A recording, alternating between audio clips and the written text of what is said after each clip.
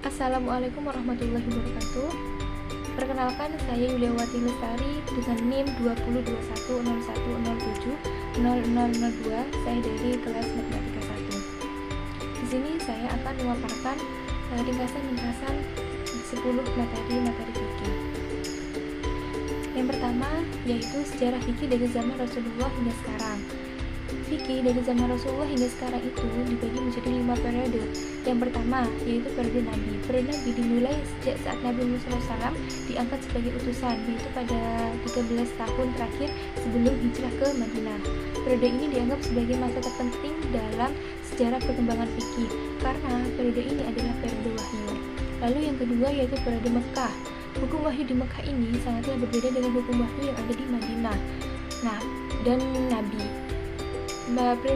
Prinsip agama ini adalah menggunakan aspek fundamental dari keyakinan tauhid. Hukum ini fokus pada perkembangan manusia, pada keimanannya dan karakternya. Lalu yang ketiga yaitu periode Madinah. Periode ini dinilai berubah tentang hukum fikihnya. Hal ini dimulai sejak setelah hijrahnya Nabi. Sifat wahyunya juga berbeda, yaitu pada periode Madinah ini sangat melibatkan tentang hukum rinci perbuatan manusia, di mana ayat-ayat Al-Quran menjelaskan atau mengungkapkan tentang amal ibadah manusia seperti ibadah sholat, zakat, puasa, Ramadan, dan tentang haji juga. Selain itu mengungkapkan atau menjelaskan tentang perbuatan muamalah seperti berjualan, sewa menyewa, dan juga perbuatan tentang larangan kejahatan seperti mencuri, membunuh, berzina, dan memfitnah atau tuduhan palsu.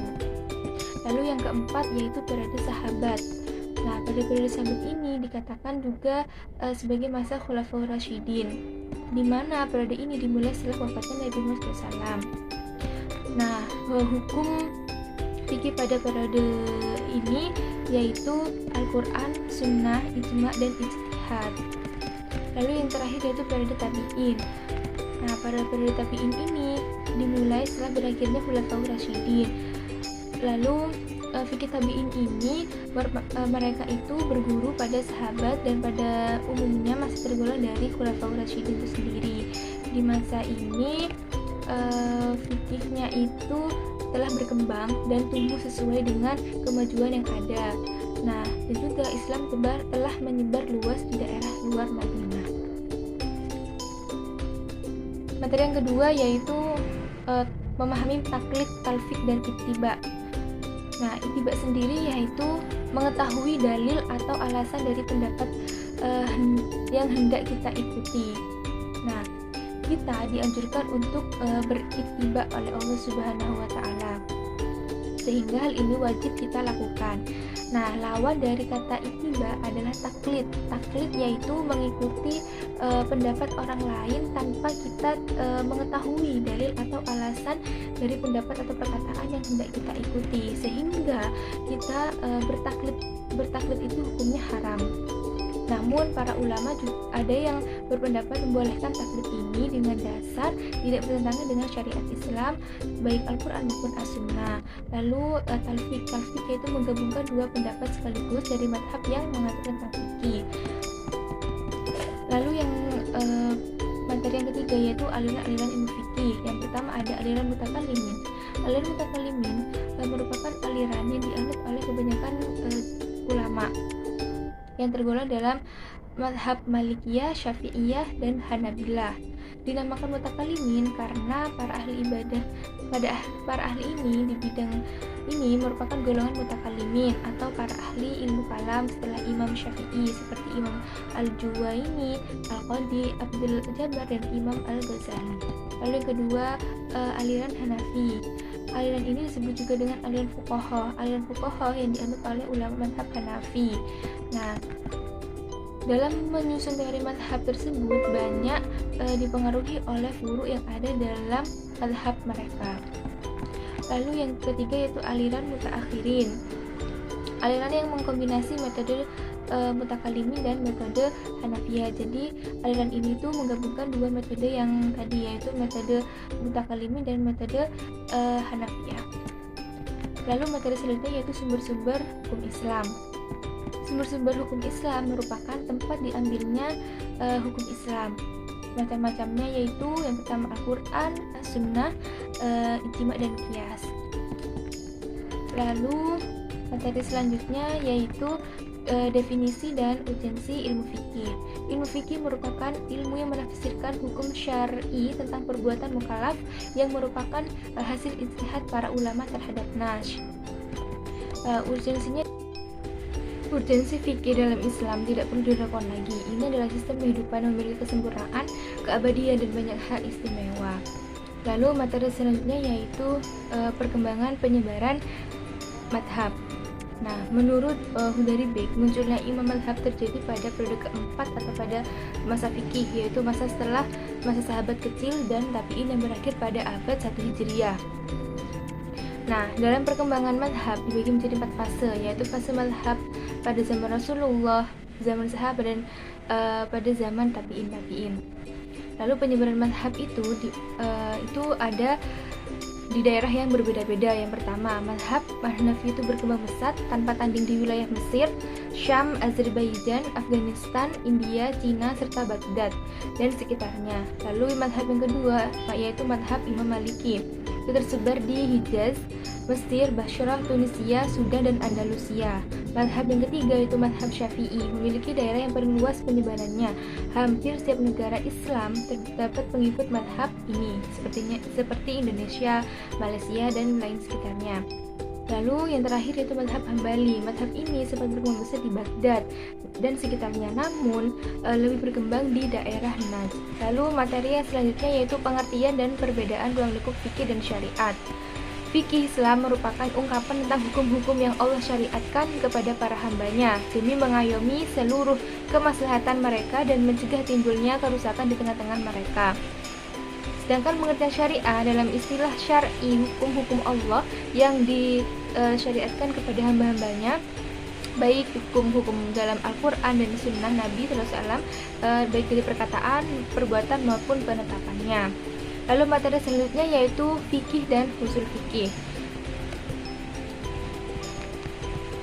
Fikih merupakan ilmu yang membahas tentang beberapa hukum syar'i amali yang ditetapkan melalui pemahaman yang dalam terhadap dalil-dalil yang terperinci. Objek pembahasan ilmu fikih yaitu ibadah, muamalah, dan ukubah. Nah, sedangkan usul fikih merupakan kumpulan dari beberapa kaidah atau cara yang memberikan pengertian kepada ahli hukum tentang cara menentukan hukum dari satu dalil syara'. Ruang lingkupnya yakni hukum syara', taklifi dan wadi, mahkum fi yaitu perbuatan yang orang mukallaf, mahkum alaih yaitu orang-orang yang mukallaf, awarid mutasabah dan awarid samawiyah, istinbat al-hukum yang membahas turuk. Materi yang selanjutnya yaitu riba beserta contohnya dalam perspektif 4 madhab. Menurut bahasa, riba merupakan tambahan atau ziyadah, sedangkan menurut beberapa ulama fikih terdapat perbedaannya. Di antaranya, menurut madhab Hambali, riba merupakan suatu pertambahan secara khusus, namun menurut madhab Hanafi, riba merupakan tambahan harta sebab adanya pertukaran harta dengan harta. Sehingga riba itu berarti suatu tambahan harta orang lain yang bukan merupakan nilai ganti yang sama.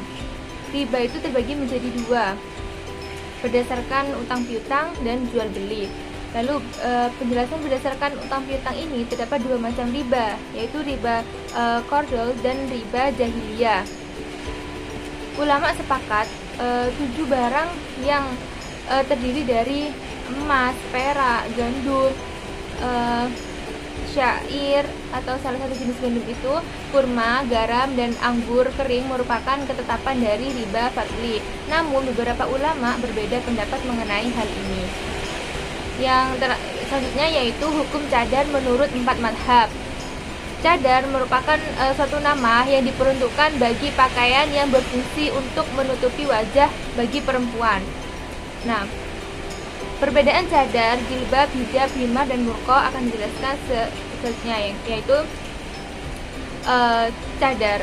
Perbedaan cadar dulu. Pengertian cadar. Cadar merupakan hijab yang menutupi kepala dan hampir seluruh bagian wajah kecuali mata. Selanjutnya yaitu jilbab.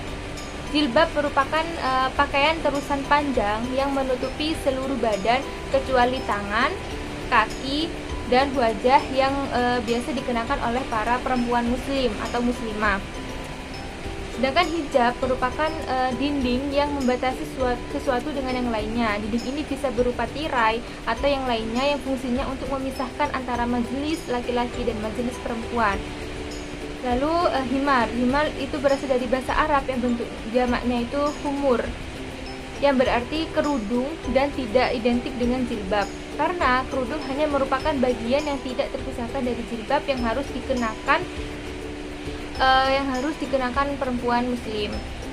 Lalu yang terakhir burqa. Burqa ini mirip dengan niqab, namun menutupi seluruh bagian wajah termasuk mata. Jadi burqa ini matanya juga ikut tertutupi.